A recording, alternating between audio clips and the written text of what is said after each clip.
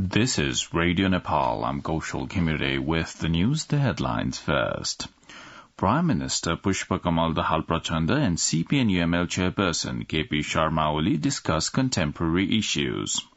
Prime Minister Dahal set to leave for the United Arab Emirates today, leading Nepali delegation to COP28. 3 Nepali nationals killed in Russia-Ukraine war. Kathmandu metropolitan city to enforce total ban on tobacco products from 13th of December. And 41 workers stuck in a tunnel in India's Uttarakhand state rescued.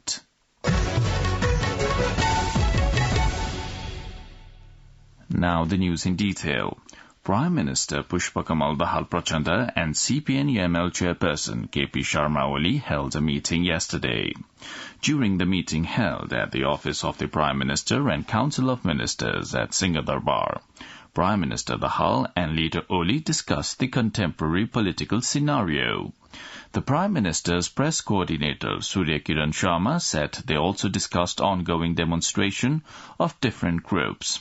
UML Chair Oli also carried out an on-site visit of the reconstructed gallery of western side of Singh Durbar. Meanwhile, Prime Minister Pushpa Kamal Dahal Prachanda is leaving for the United Arab Emirates today, leading a Nepali delegation to the 28th Conference of Parties to the United Nations Framework Convention on Climate Change, COP28, which is starting today in Dubai. The National Concern and Coordination Committee of the National Assembly has pointed out the lack of coordination among the 3 tiers of the government in the rehabilitation and reconstruction efforts in the Jajarkot earthquake-affected areas. During an interaction organized by the District Disaster Management Committee, Rukum West, yesterday, the committee expressed its concern over insufficient coordination among the 3 tiers of the government in the rescue and relief works. On the occasion, former Finance Minister Janardhan Sharma stressed the need for building temporary shelters in the quake-hit areas within a week as cold was increasing day by day. The Embassy of Nepal in Moscow has reported to the Ministry of Foreign Affairs that 3 Nepali nationals lost their lives of late in the ongoing Russia-Ukraine war. The deceased have been identified as Pritam Karki from Sangja, Rajkumar Rokka from Dolka, and Gangaraj Mokhtan from Ilam. According to the embassy, these individuals were serving as auxiliaries in the Russian army and tragically lost their lives on 16th of November. However, the Ministry of Foreign Affairs has yet to release any public details regarding this incident. Internal Affairs ministers of 7 provinces have drawn the attention of Deputy Prime Minister and Home Minister Narayan Kaji Shrestha to speedy completion of police adjustment task. Internal Affairs and Law Minister of Bagmati Province, Ganga Narayan Shrestha, said in the meeting held at the Home Ministry in Singh Durbar yesterday. The Deputy Prime Minister's attention was drawn to complete the work of police adjustment as soon as possible in accordance with the constitutional provisions. Bagmati Province Internal Affairs Minister Shrestha said due to the lack of adjustment of the police, the issues including peace and security of the province could not be effectively maintained.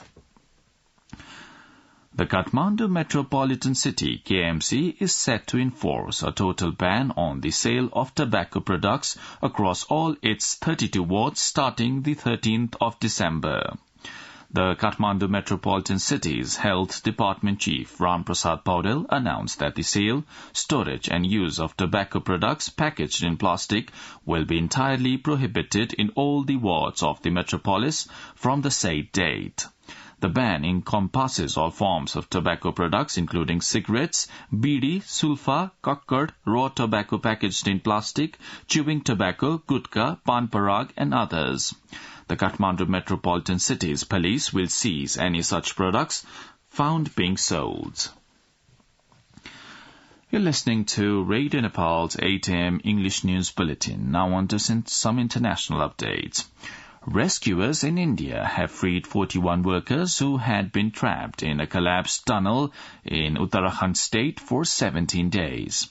Miners drilled the final section by hand to reach the workers in the 4.5-kilometer tunnel in Uttarakhand.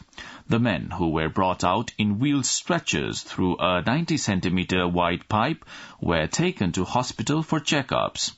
No one was injured. Marathon efforts to free them from the Silkyara tunnel, which collapsed on the 12th of November, overcame numerous setbacks. The mission was ultimately completed yesterday evening thanks to the efforts of a group of the rat hole miners who used handheld drills to break through the rock. An accident at a platinum mine in South Africa has killed 11 workers and injured 75 others. According to the BBC, the mining firm said the accident involved a winding rope connected to a lift which hoists people up and down the mine shaft. It is said that the lift started moving downwards unexpectedly. The accident took place on Monday at a mine in Rustenburg, about 100 kilometers northwest of Johannesburg. There have long been concerns about safety conditions on its mines in South Africa. Now, the general weather forecast for the country for today, according to the Meteorological Forecasting Division. The weather will be partly cloudy in the hilly areas and partly cloudy to mainly fair in the rest of the country. There are also possibilities of light snowfall at 1 or 2 places of the high hilly and mountainous region of the country. With this, we have almost come to the end of this news bulletin, but before wrapping up, let's have a reminder of the headlines once again.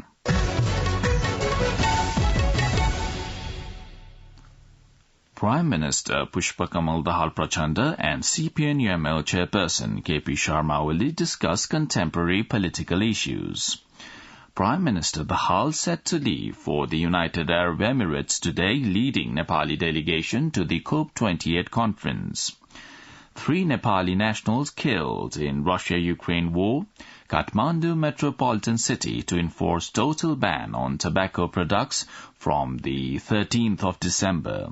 And 41 workers stuck in a tunnel in India's Uttarakhand state rescued. Well, that's all the news we have for this bulletin. Our next bulletin in English will be at 2 in the afternoon.